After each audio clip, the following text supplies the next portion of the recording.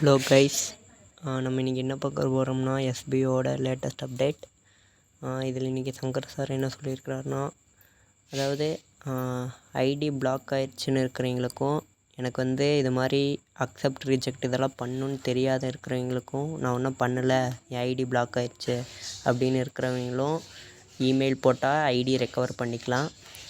இதில் யார் யாரெல்லாம் ரெக்வஸ்ட் தரலான்னா, இமெயிலில் அக்செப்ட் பண்ணிட்டேன் ஆனால் பிளாக் ஆயிடுச்சு, எனக்கு இப்படி அக்செப்ட் பண்ணணுன்னு இதெல்லாம் எனக்கு தெரியாது, இந்த மாதிரி இருக்கிறவங்க 2 பேரும், அதான் இந்த கேட்டகிரியில் வரீங்க. நீங்கள்லாம் வந்து எஸ்பிஓக்கு இமெயில் போட்டால் 2 to 3 டேஸில் உங்கள் ஐடி ரெக்கவர் ஆயிரும். அப்புறம் இதுக்கு மேலே அதாவது ஒரு 6 மாதத்துக்கிட்ட எஸ்பிஓவில் நியூ ஜாயினிங் இல்லையாமா.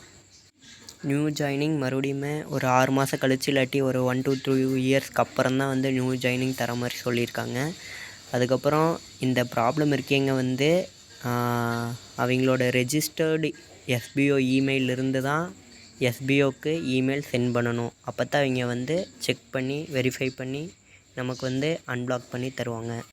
மெயில் எப்படி போடணும்னா, சப்ஜெக்டில் வந்து request for unblock my SPO அக்கௌண்ட்டுன்னு இருக்கணும். அதுக்கப்புறம் மெசேஜில் வந்து உங்களோட நேம், அப்புறம் ஸ்டாஃப் ஐடி, அதுக்கு கீழே want to unblock my ID.